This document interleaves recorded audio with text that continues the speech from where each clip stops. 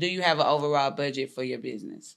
The overall budget for my business, now I do, yes. Documented on paper? No. Okay, so that's good. Like I was telling cut someone... the interview, I'm done. Cut the podcast, I'm done. Hey y'all, it's Jazmin J with the Let's Talk Business podcast. This season, we're going to be discussing you, your brand, and I'm going to be getting all up in your business. So today, I have with me Chris Allen, where I'm going to be diving deep into his business. But first, we're going to get to know him. Welcome to the show, Chris. Thank you for having me, Jazmin. Finally, we are together. Right. Been trying to get this going. So here we are. How you feeling today? I'm good. I'm laid back. It's raining outside. I'm really good. You chill. So first thing that we want to discuss before we talk anything business is, who is Chris Allen? Who is Christopher Allen? Everybody been asking me that question. Nobody's asked me that question. So thank you for asking me that question. Literally, I have been reconnecting with myself. Mm-hmm. I do a lot of stuff for a lot of people. I enjoy it. I enjoy my business. I enjoy my lifestyle of being in a room, mm-hmm. being present. That excites me. I like to be where the action is. Okay. I'm still trying to make my business successful monetary-wise with being transparent. But value-wise and people, I've been meeting a lot of amazing dope people. So before we get into like the people you've met, your network, and kind of dive into your brand, I want to know more about Chris. Like you telling us you love people, but who are you? You're exposing a bit of an insecurity, which is good because I always divert attention away from me. I've been doing that since I was about 3 or 4 years old. Mm-hmm. And I don't know why I do that, because maybe I'm scared of the attention in some forms. Yeah. But I'll do my best to answer that question. I definitely want you to feel comfortable, on the show, on Let's Talk Business, because this is what it's all about. Like, this is why I love this show, because I want to talk about all of it, including mm-hmm. the insecurities. So, share with us what you like, but I hope you feel comfortable enough. I'm okay. I just have to figure out it's okay to talk about myself. So let me tell you, if you were to survey 20 of your friends and they had to give us 3 characteristics about you, what would they be? 3 friends, 3 characteristics about me. If we survey 20 of your friends, they're going to say super kind, yes. Very friendly, kind, friendly, and they're going to say ambitious. Okay. All right. So, are you from Houston? Yeah, I believe so. Do you like it down here in Houston? I like Houston. You be here long enough, you get to see it, the changes the city is going. And it's exciting because our city is becoming something that people desire to be, a place that people desire to be. So that's kind of cool. Definitely. So Shoot Your Shot, right? That's your brand. Tell us all about it. Shoot Your Shot. It's, again, I'm turning my camera, I'm turning everything that I've learned in my industry, in photography and production, and I'm giving it to the people in a fun way. Mm-hmm. And so Shoot Your Shot for me is just a way to create a fun experience. I'm all about it. I've had some amazing experiences over the course of the last, I don't know how many years. I lost count. That's how. So let's back up and give us a little background. So you are a photographer in the mm-hmm. industry. When you say you've been doing this in this industry, what industry are you talking about? Okay, I started off by doing photography. Okay. I started off with an internship with a company in Houston, probably not too far from Midtown, downtown, called mm-hmm. Music World Entertainment and Management Company. It was a home to Destiny's Child. And I was an intern. I was a marketing intern, super young. And I picked up a camera because it was there. The person who owned the camera, they were on tour. And I just started taking pictures at the events. I started taking pictures during rehearsal. And that's where my photography first started. And I even borrowed the camera and took it to colleges. And I was taking pictures at parties. So no one asked you to do that. You just kind of fell in love with it and you just pulled out your camera and just started taking pictures of the atmosphere and where you were? Or was this something like, was this a part of your internship was to take pictures? It wasn't directly a part of my internship, no. It was just something that I picked up the camera, kind of self-taught. And I just enjoyed being where the action was. And now I have value by being able to do something and not just hold up the wall at the event or just be present. It's something that I can deliver. Because just being honest, when I first started shooting, I didn't even care about processing the files, the pictures. I didn't even, there wasn't no plan on what to do with these pictures. I just know when the camera comes on, people react, people, they get live. Yeah. How the young people, they get lit. But yeah. Okay. So, all right. So that's the background. So then when did you decide to branch off and start your own brand? Mm-hmm. That occurred, I made it my own brand towards the end of my college career. Okay. I noticed people tied me to the camera. They notice if I'm there at an event, they're like, where's the camera? They're expecting it. So that's how I started getting branded, right? Mm-hmm. So I didn't like the idea of being called a photographer because at the time, it was so much more I wanted to be. You know, we have big dreams. Don't call me a photographer. But way more than that. It was a part of my brand. Right. I was in school for marketing, business marketing. I had ideas of having a marketing company. We can have a list of different things. Yeah. TV shows, radio shows. Don't call me a photographer. I feel like it was limiting, putting me in a box. Okay. But that's just what I got good at. It's a skill set. And then social media took off in a big way early 2002, 2003, and so on. Facebook, MySpace, those platforms started taking off. So for a photographer, that's perfect timing. Right. Because we have, content, even back then, for those type of sites. So at what point in your career did you realize, like, okay, content creation is on its way up? Like this is here to stay.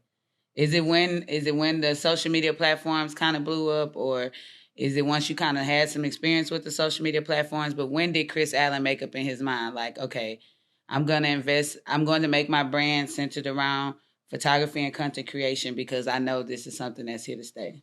Mm-hmm. I don't know the exact date and time.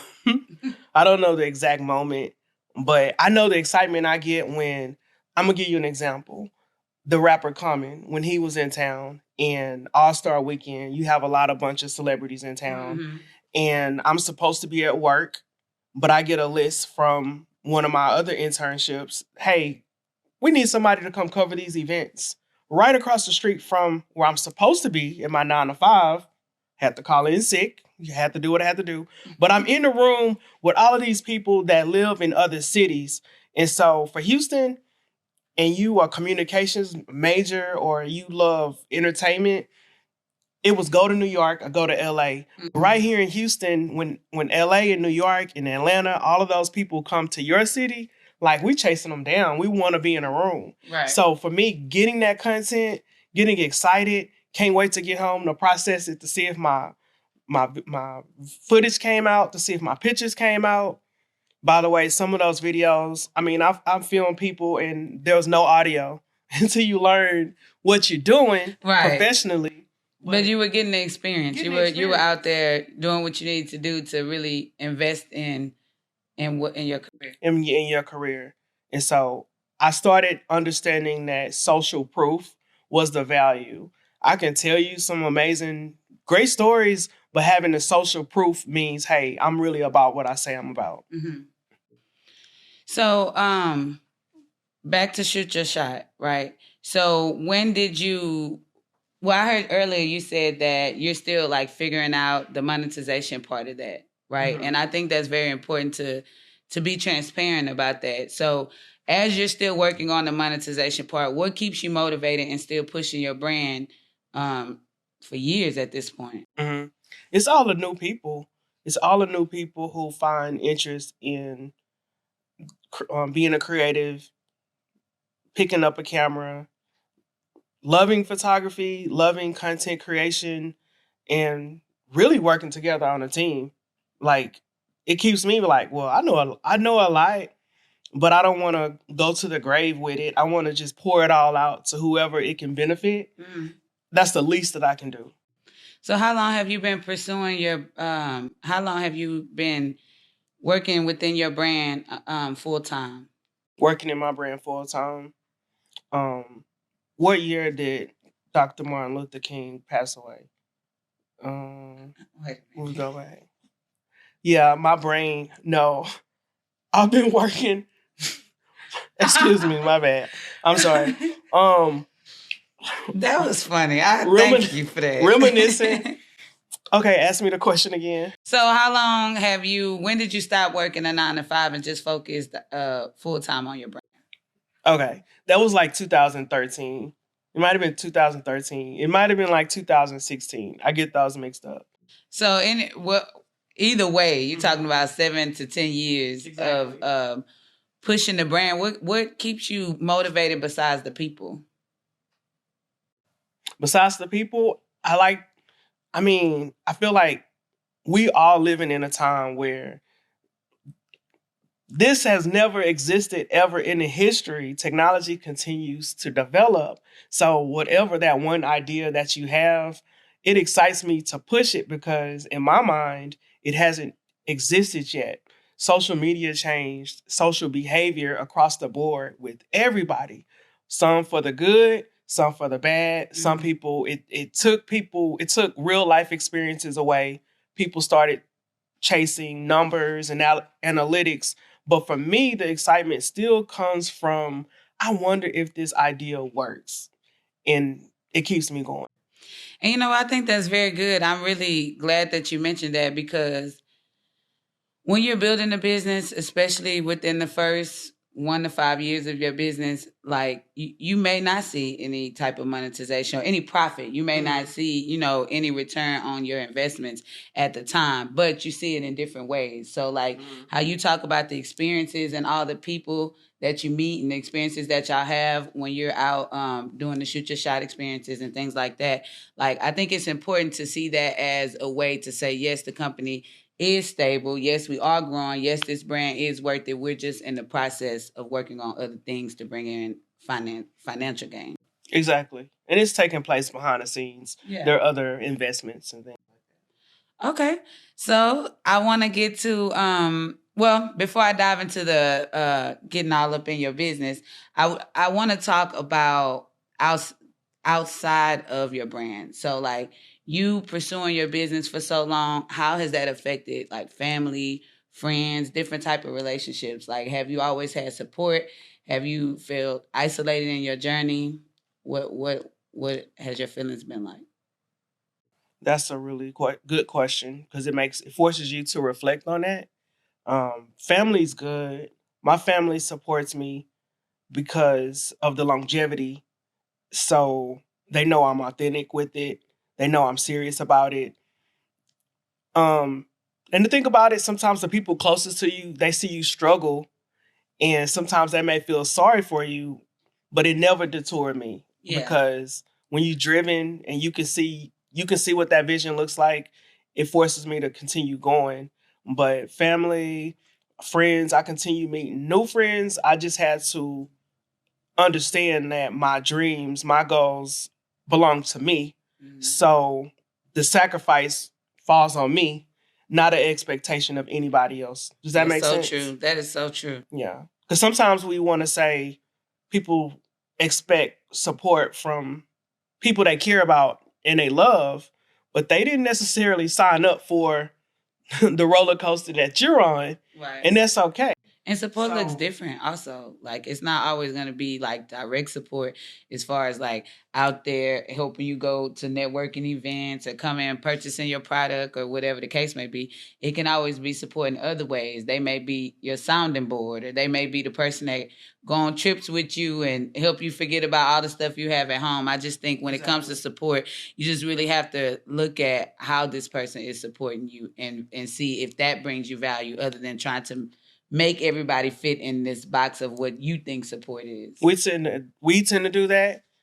I never, ever say that. Like, I love talking to my friends that have zero to do with my business.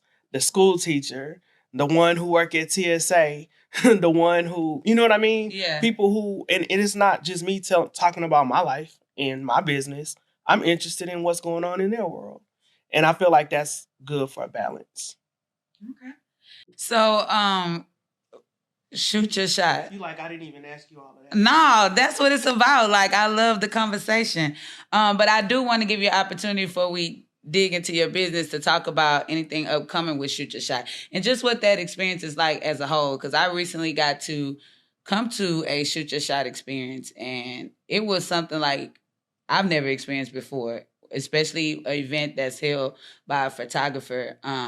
It was great. So I want to give you the opportunity to talk about that and then maybe some upcoming events you have coming up. Okay. That's my biggest excitement. You're going to hear me talk about Shoot Your Shot for a long time. Even before it had a name, I just knew I wanted to create something that I would want to go to. Yeah. And so I'm glad you said that. I like to ask people, like, how was your experience? Have you been to anything even close to that? Because you're trying to create something that is like a ballet or orchestra where it all fits together to have one experience. Well, I wasn't the only one. I mean, our cameraman and audio guy back there, they were at the event. Did y'all enjoy the event? They shaking their head. So yeah. You know, I want you to be encouraged because that really was a unique event and the networking was on 100. Like I got to meet some great people at that event. I love to see it. I love seeing my longtime friends connect with my new friends, like the people on production, and knowing I already knew it's things that you already know when you know people that they would already click. And to me, I don't have to call Shoot Your Shot a networking event because I know that takes place just by the curated group of people that are there. That's the most important thing. We can add the lights, camera, action element because that's where we're from.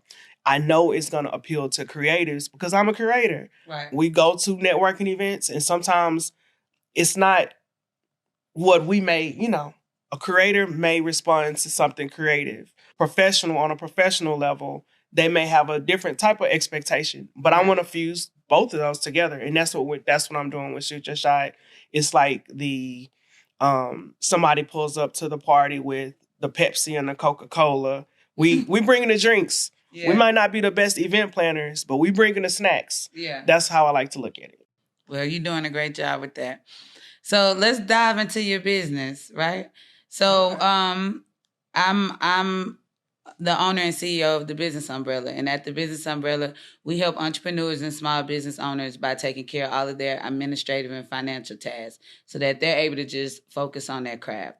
So for instance, if the Business Umbrella was supporting Shoot Your Shot, we would take care of your bookkeeping, any type of HR type of things, recruitment, things like that, contracts that needed to be done. We will be able to actually document this information and be able to sit down and meet with you and show you where your company is at, what direction it's going, so that you can have that information as you make decisions for your brand moving forward. So when I do this, I want to just talk to people and just see, do you have this in place? Because I think it's important for the audience and people watching the show to know that you don't have to have everything together to build a successful business. But there are some things, if you do them early, it saves you pain at the end, things of that nature. So first thing I want to ask you is, do you have an overall budget for your business? The overall budget for my business? Now I do, yes. Documented on paper? No.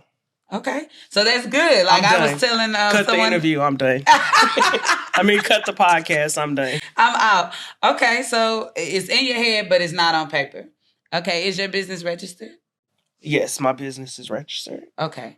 Do you do your own bookkeeping, or do you have a CPA or accountant that you work with that oversees your taxes? Like, do you plan for your taxes ahead of time?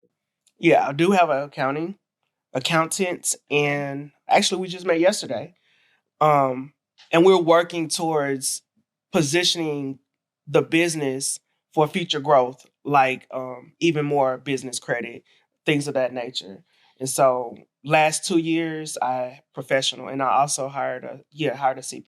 Well, I love that. I love to hear that because I think that's very important. when you're running a business and ideally, like especially the type of businesses we have, we are allowed to be very creative. So as far as ideas and things, we're dreaming big. We could such and such, we could travel the world, we could go on tour. We could dream all day. We could do all of that. But at the end of the day, if we don't have the finances to support that, then we will not be able to do that. So I think planning planning for your financial, like, okay, we know we need to do this, we know we have to do that. Doing that ahead of time, I think is a great thing. So kudos to you for that. I can add if you don't mind. No, go ahead. I'm proud to say, but I'm not proud to say, I have invested thousands of dollars in correcting mistakes that's on paper with starting my business. I'm proud because I understand a part of growth is making mistakes and learning what not to do, so you can tell the next person what not to do. I'm not proud because who wants to spend when you start making money going to legal and accounting stuff because you filed the wrong business tax information, right? And so, but again, we're here to learn. Yes, and that's what I was just saying earlier. It's all a part of the process. So yes, if you do these things in a certain if you take steps at the beginning, you get your business registered, you go get a business bank account, you do a strategic plan, you work from there. If you do all that in the beginning, yes, it will save money and time as your business grows. But so what? If you didn't do it at the beginning, you can still work towards your goal and know when to implement these things. So that takes us to the next thing, a strategic plan, which is just a written plan that says what you want to accomplish in your business over the next year. And some people do 5-year plans, 3-year plans, but do you have a written plan for Shoot Your Shot? It has a bunch of dust on it. It's time to it's time to update it. It's time to update it. I have a business plan for Shoot Your Shot. The good news is that some accomplishments this year was going into the school districts. That was in my business plan. So I do know the benefits of having it because it's a matter of checking off the list of did we reach our goals. Right. But now it is time to re-up it. So that takes me to the next thing I was going to ask. If you did have a strategic plan in place, were you doing quarterly reviews? Were you sitting down, looking at the plan? And I say quarterly, every 3 months, but however frequent you feel comfortable, but at least every 3 months. How do you feel about implementing something like that? Do you think that will help you stay on goal with your strategic plan? If when you do pull it out and you do update it, every 3 months pulling it out saying, okay, yes, I did this, I did that. Oh, I forgot about this. We need to work on this. We're not doing this anymore. What do you think about that? That would be very beneficial because a lot of times most people, they wait till it's time to do taxes. They wait till when they have to speak to that accountant, and then they going through files, going through their bookkeeping if they do it themselves, and it's overwhelming. And you hear business owners, I'll deal with it later. Right. But you wouldn't have that problem if you do it, like you said, maybe quarterly, not once a year when it's time to do those taxes. So what about team? Do you have a team? Or do you have other partners or collaborators that you work with frequently? I have a bunch of collaborators. Okay. I have several business partners. So what is the communication like for your collaborators and your business partners? So you have your strategic plan. You know where Shoot Your Shot is going. You know where you want it to be. How do you communicate those goals and those expectations to the people you collaborate with? That's a good question because we operate on just project basis. So being transparent, I have never expressed what that long-term goal looked like for the entire brand company because we collaborate. We talk about the next upcoming project, the next upcoming events. It is a good idea to sit them down and say, hey, I know you may think you know what Shoot Your Shot is, but this is what it is. So if anyone asks you, you can tell that person this, and then this is our vision. We haven't had that conversation. That you put that in my head to have. Yeah, the benefit of that is just so everyone knows, because as entrepreneurs, as people that are really like invested in what we do, we get very busy, right? We have 1,000 things on our plate. So when you have these quarterly meetings, you have written communication, you have a tool put in place to be able to communicate the vision to the people that you work with, it just makes it easier. That way, if you're not always available and one of your collaborators are there, they know Chris and they know what the goal is. They know where Shoot Your Shot should be in 6 months. So I know how to make this decision. The only time I had that conversation is with my finance person. That's a good place to start, you know. But as Shoot Your Shot grows, you know, you're gonna have your photography department, you're gonna have your content creation department, you're gonna have your editing department, you know, as your business gets to where you want it to be. You got your staff people for your events. So in the future, just, you know, think of tools or things you could put in place to be able to have that streamlined communication. Communication is important. All right, Chris. Well, I definitely want to thank you for coming on the show, and I really appreciate your transparency because I think that's important. You know, I want to talk about all areas of business because it's not just waking up, going in, doing great things, making great money, and going home to the family. It you know, it can be like that one day, and for some people, it's like that today. But for some of us, it's an everyday grind. We get up, we say our affirmations. I know you big on affirmations, which I want you to say at the end of the podcast. Yep, I'm putting you on the spot. But you know, we get up every day, we say our affirmations, and we hit the ground running. So, is there anything that you could say to another photographer or someone out there that is like, man, I know this is my passion, even if I'm self-taught. Like this is something I love to do. My work is good, and they're considering getting started on their own. What would you have to say to them? I would tell them to literally work on that, whether it's a skill, because when we get excited, that's probably the biggest part where we spend a lot of time on. We can tell people all day about all the marvelous things we can do with this new skill, with this new talent. But I'll say work on that skill set, master it, know who it's for. Like ask yourself, who's this for? Because a lot of people say, this is for everybody. Photography is for everybody. But then that leaves you with nothing. It leaves you hustling, grinding. Hey, you might as well hold up a sign that say, I'll shoot for free for food. Because you got to really know who is going to benefit the most from whether this is a skill or this is a product. So that I'll tell them to just focus on mastering that craft, that service, that product, and really spend time. You'll hear words like avatar and business, but you got to know who can benefit from what you have to offer to the world. Man, that was great advice, Chris. Appreciate that. Can you give us at least 2 of your affirmations when you do Shoot Your Shot and you start your experience off with your affirmations? Can you share some of those with us? Absolutely. My favorite one is that my phone makes me the most powerful person in the room. That's one. My second one is mastering my phone can lead to my success. The reason why those are powerful to me is because I've been all over the country, and a lot of times I feel super secure no matter where I am when I have access to information. It's the information that I want. It's not just the photography camera. It's knowing I can learn. I'm in a city that I've never been in, but I can learn about the infrastructure, how to travel, how to get around. Do I want to pay $200 for a hotel? Or do I want to pay $99? Do I want to use a travel hack? My phone it's your computer in your hand that we overlook all the time. So that's my affirmation. My phone makes me the most powerful person in the room. If there's an event, I already know who's going to be at the event from the flyer. Let me do some research. Let me know what you like. That's what it is. Yeah. And then you only limited by your own imagination. We don't have to grow up. We don't have to forget about using that imagination that we have when we're a kid or a young person.